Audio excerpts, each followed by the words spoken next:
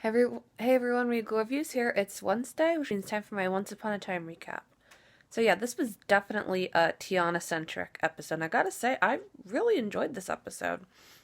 We see that in the fairy tale world that Tiana is getting coronated as a queen, but Faciler is kind of being an antagonist, kind of like putting a damper on her coronation day, saying that there's some kind of threat out there that's gonna spoil her day.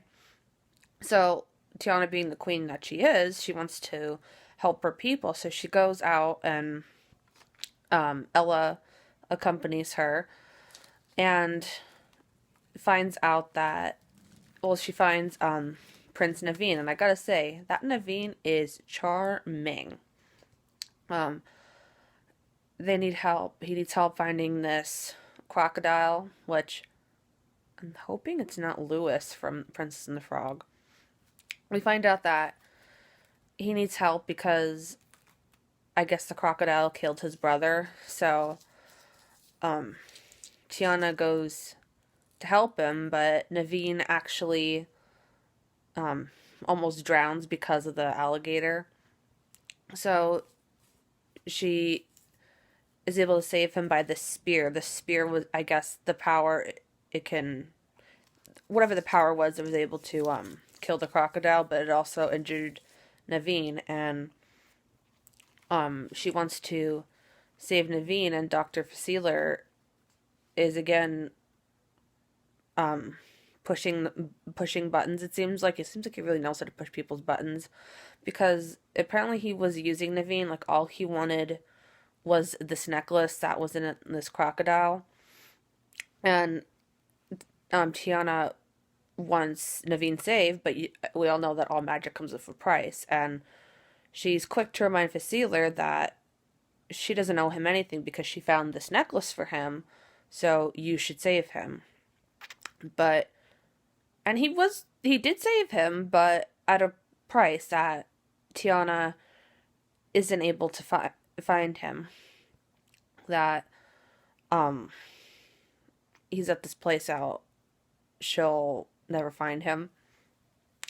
And in Hyperion Heights, they're getting ready for this food truck festival, and food trucks are in now, so I'm excited for this. So Sabine is premiering her food truck, hoping to get some customers, and I guess Naveen's name is Drew there, and apparently they knew each other from cooking school, and he is a competing food truck, also selling Cajun food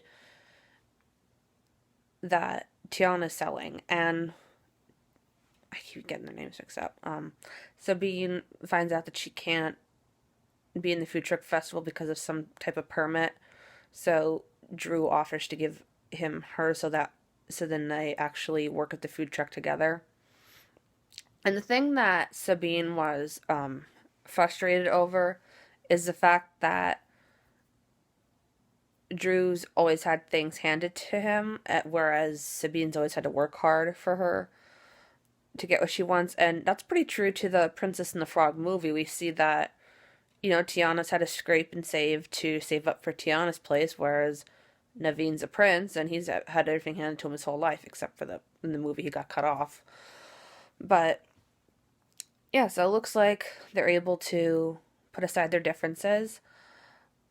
But we also see that Drew is working for Faciler. He is in Hyperion Heights, and his name is Baron Samdi.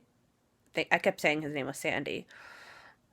But he wants him to gain Sabine's trust for reasons that are unclear right now. But there's something he's always wanted.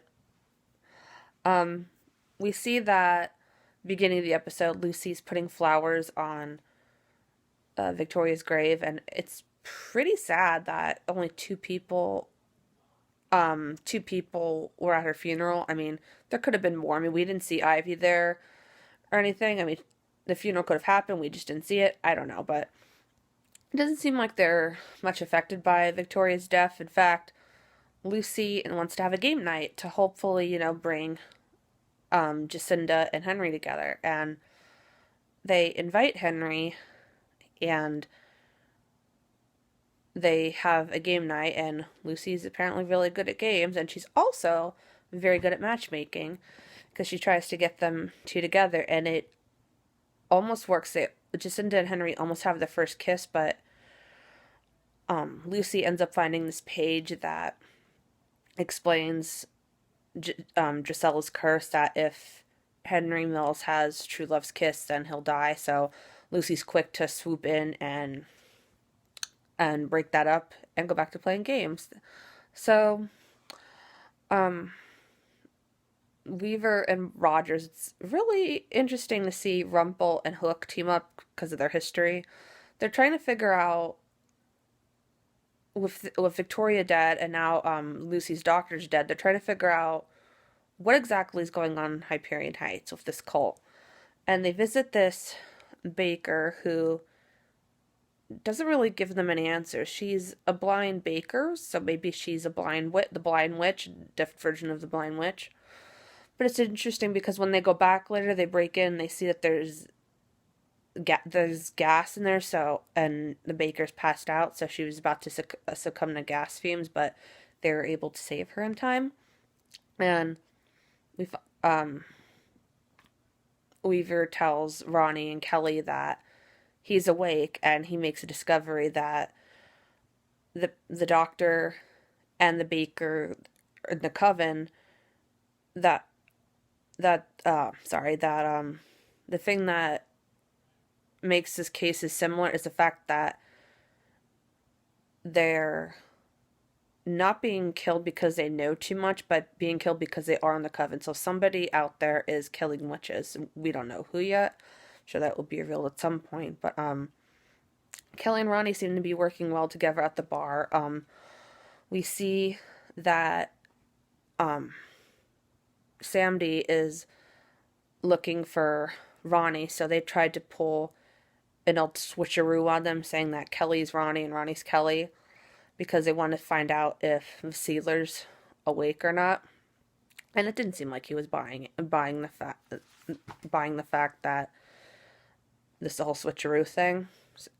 So it was kind of implying that maybe Sealer and Regina knew each other, and Regina confirmed it in the fairy tale land that they have crossed paths at some point. And it's actually confirmed in the fairy tale land that apparently Fasealer and Regina has had a romantic history, because Fasealer said that he misses his queen, and they start kissing. And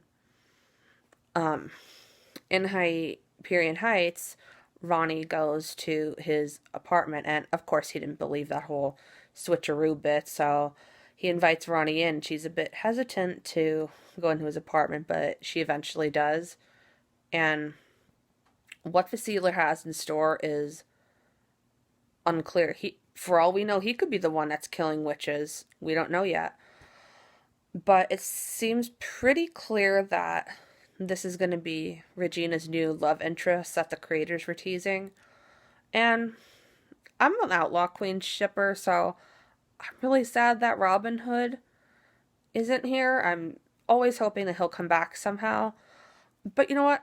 I'm going to try to keep an open mind, because a lot of times I see in the fandom that when something doesn't go their way, or something happens in a one ship that they don't necessarily agree with, then they get all defensive and they're like, oh, I'm not going to watch the show anymore. This is ridiculous. And they go on rants to the creators of the show and the actors, complaining about how much they're disappointed, and it really makes them feel uncomfortable, and it kind of ruins it for the rest of us then, and it kind of makes the fandom look bad. So I'm going to try to keep an open mind here.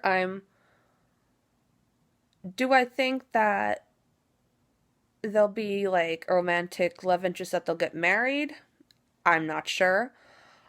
I kind of feel like Fasealer is definitely up to something, and he definitely could be the one responsible for the witch killings, but we don't know yet. Nothing's confirmed, and we don't know what his intentions are with Regina. If this is another Hades case where they think that this is true love, but he's really manipulating her for something. that's what we saw what happened with Hades and Zelena, where we thought that Zelena thought she was in love with him, but he was really using her. So I'm wondering if Vasiler's if he's truly in love with Regina or using her for some way or shape or form. But it seems like next week the previews show that, again, they're investigating like what's going on with the Coven, and it looks like it's going to be pretty Hook centric. It looks like it's going to show his time with Alice in the tower, so we'll get to see some of that backstory. And also, there's going to be a magical fish hook, Maui. So I think they're going to add Moana into this, and that would be awesome. I love Moana, so if I'm curious to see where they're going to go with this, or they're just going to add Maui and just use it as a reference to Moana, but we'll have to wait and see. So I hope you guys enjoyed tonight's Once Upon a Time. If you guys want to check out Once Upon a Time, it is on Fridays, 8 p.m. on ABC. Until next time, stay regal.